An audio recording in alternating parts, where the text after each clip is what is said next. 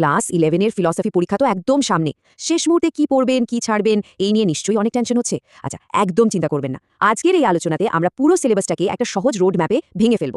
মানে পরীক্ষার জন্য সেরা স্ট্র্যাটেজিটা কি হবে সেটাই খুঁজে বের করব। চলুন আর দেরি না করে শুরু করা যাক ইউনিট 1 দিয়ে।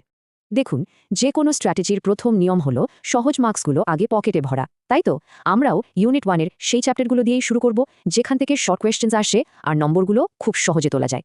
তো প্রথমে আসি যুক্তির প্রকৃতি বা দ্য নেচার অফ লজিক চ্যাপ্টারে। লজিক মানে কি? সোজা কথায় ঠিকঠাকভাবে চিন্তা করার নিয়মকানুন। জেনে রাখুন, এখান থেকে একটা 3 মার্কের প্রশ্ন আসবেই আসবে। তাই অবরোহ আর আরোহী যুক্তির বেসিক ডেফিনেশন আর তাদের মধ্যে পার্থক্যটা ব্যাস এইটুকু পরিষ্কার করে বুঝে নিলেই 3 নম্বর একদম কনফার্ম। আচ্ছা, পরে 3 নম্বরটা পাওয়া যাবে সেকেন্ড চ্যাপ্টার থেকে। এখানে কয়েকটা খুব ইম্পর্টেন্ট কনসেপ্ট আছে, যেমন বচন, যেটাকে আমরা ফিলোসফির ভাষায় একটা বাক্য বলতে পারি, বা ধরুন পদের ব্যাপ্যতা, মানে একটা টার্ম তার পুরো ক্লাসকে বোঝাচ্ছে কিনা। এই কনসেপ্টগুলো কিন্তু একে অপরের সাথে জুড়ে আছে। এগুলো ভালো করে বুঝলেই আরও 3 নম্বর পকেটে। এবার আসা যাক একটা খুব সহজ 2 নম্বরের প্রশ্নে। এই চ্যাপ্টারের কাজটা কি? একটা সাধারণ সেন্টেন্সকে তার লজিক্যাল ফর্মে সাজিয়ে লেখা।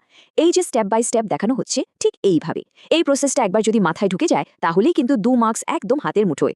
এই চ্যাপ্টারটা মানে বচনের বিরোধিতা মার্কস তোলার জন্য কিন্তু দারুণ জায়গা, কারণ এখান থেকে একটা নয় দুটো প্রশ্ন আসবে, মানে টোটাল 4 নম্বর।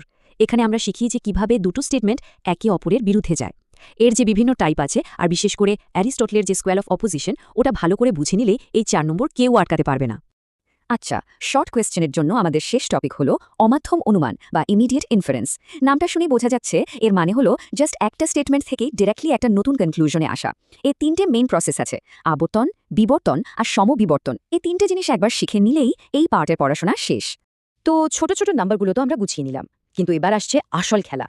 ইউনিট 1-এর সেই চ্যাপ্টার যেটা একাই কিন্তু পরীক্ষার রেজাল্টে একটা বড় ডিফারেন্স তৈরি করে দিতে পারে। চলুন দেখি সেই জ্যাকপটটা আসলে কোথায় আছে। হ্যাঁ, ঠিকই, একটাই প্রশ্ন, আর তার জন্য রয়েছে পুরো 6 নম্বর। ইউনিট 1-এ এতগুলো চ্যাপ্টার থাকতে শুধু একটাই চ্যাপ্টার থেকে এই বড় প্রশ্নটা আসবে, তাহলে বুঝতেই পারছেন এর গুরুত্ব ঠিক কতটা। আর তাই আমাদের স্ট্র্যাটেজিও হবে একদম সিম্পল। পুরো ফোকাসটা থাকবে শুধু একটা চ্যাপ্টারের ওপর, নিরপেক্ষ ন্যায় বা ক্যাটেগরিক্যাল সিলোজিজম। 6 নম্বরের প্রশ্নটা কিন্তু এখান থেকেই আসবে, আর অন্য কোনো চ্যাপ্টার থেকে নয়। টার্গেট একদম লকড। এখানে কিন্তু দুরকমভাবে প্রশ্ন আসতে পারে। একটা হলো আপনাকে একটা ডিটেকটিভের মতো কাজ করতে হবে, মানে একটা আর্গুমেন্ট দিয়ে দেওয়া হবে, আর তার মধ্যে কোনো ভুল বা দোষ লুকিয়ে আছে কিনা সেটা খুঁজে বের করতে হবে। আর আরেকটা হতে পারে থিওরি বেসড, যেখানে আপনাকে নির্দিষ্ট কোনো দোষ, যেমন অবৈধ সাধ্য দোষ বা চারিপদ ঘটিত দোষ, এগুলোর ওপর শর্ট নোট লিখতে বলা হবে। লজিক তো আমাদের শেখালো কিভাবে ঠিকঠাক চিন্তা করতে হয়। বেশ, এবার চলুন ইউনিট 2-তে যাই। এখানে আমরা দেখব সেই ঠিক চিন্তা দিয়ে কিভাবে ঠিক কাজ বা নীতি ঠিক করা হয়। আমরা শুরু করব ইন্ডিয়ান এথিক্স বা ভারতীয় নীতিবিদ্যা দিয়ে, যেখান থেকে বেশ কিছু ছোট কিন্তু খুব ইম্পর্ট্যান্ট প্রশ্ন আসে।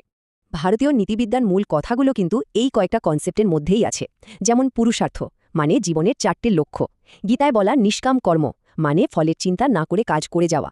আবার বৌদ্ধ দর্শনে আছে দুঃখ থেকে মুক্তির 8টা পথ বা অষ্টাঙ্গিক মার্গ। আর হ্যাঁ, চারবাগদের সুখবাদ, মানে তাদের মতে জীবনের আসল লক্ষ্যই হলো সুখ। এই কনসেপ্টগুলো বুঝে নিলেই এই পাঠটা একদম সহজ। বেশ, আমরা আমাদের রোড ম্যাপের একদম ফাইনাল স্টেজে চলে এসেছি। প্রথম বড় প্রশ্নটা কোথা থেকে আসবে সেটা তো আমরা জেনে গেছি। এবার পালা দ্বিতীয় এবং শেষ 6 নম্বরের প্রশ্নটা খুঁজে বের করার। হ্যাঁ, আবারও সেই ম্যাজিক নম্বর 6। ইন্ডিয়ান এথিক্সের পর এবার আমরা ঢুকছি ওয়েস্টার্ন এথিক্সে। পরীক্ষার সেকেন্ড বড় প্রশ্নটা কিন্তু এখানেই লুকিয়ে আছে। চলুন তাহলে দেখে নিই কোন কোন ফিলসফারের আইডিয়াগুলো এই 6 নম্বর পেতে আমাদের হেল্প করবে। এই পার্টে মেনলি দুটো বড় আইডিয়ার মধ্যে একটা লড়াই আছে।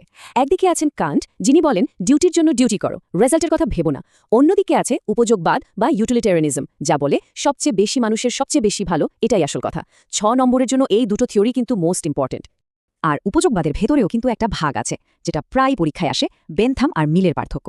বেনথামের মতে সব সুখের কোয়ালিটি সেম, শুধু কোয়ান্টিটি বা পরিমাণ দেখতে হবে, মানে যে কাজে বেশি আনন্দ সেটাই ভালো।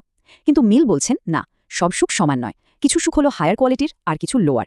তার বিখ্যাত কথাটা হলো একজন অসন্তুষ্ট মানুষ হওয়া ভালো একজন সন্তুষ্ট শুকর হওয়ার চেয়ে। তাহলে পুরো সিলেবাসটাকেই আমরা ম্যাপ করে ফেললাম, কোথায় সহজ নম্বর আর কোথায় আসল লড়াই, সবটাই এখন আমাদের কাছে পরিষ্কার। কিন্তু শেষ করার আগে একটা ফাইনাল আর খুব জরুরি কথা বলার আছে। এই কথাটা কিন্তু খুব মন দিয়ে শুনবেন। এই যে রোডম্যাপটা আমরা বানালাম, এটা আপনাকে ফোকাস করতে সাহায্য করবে ঠিকই, কিন্তু এটা কোনো শর্টকাট নয়।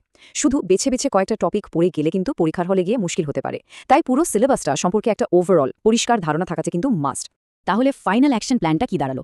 পয়েন্ট নাম্বার 1, দুটো 6 নম্বরের চ্যাপ্টার নিরপেক্ষ ন্যায় আর পাশ্চাত্য নীতিবিদ্যা, এই দুটোকে টার্গেট করুন। পয়েন্ট 2, শর্ট কোয়েশ্চেনের চ্যাপ্টারগুলো থেকে নিশ্চিত নম্বরগুলো আগে তুলে নিন। পয়েন্ট 3, প্রত্যেকটা থিওরির আসল কথাটা বুঝুন, শুধু মুখস্থ করে লাভ নেই। আর লাস্ট পয়েন্ট 4, ন্যায়ের বৈধতা বিচার মানে ভ্যালিডিটি টেস্টটা বারবার প্র্যাকটিস করুন। এটাই কিন্তু আপনাকে অন্যদের থেকে এগিয়ে দেবে। তো রোডম্যাপ তো এখন রেডি।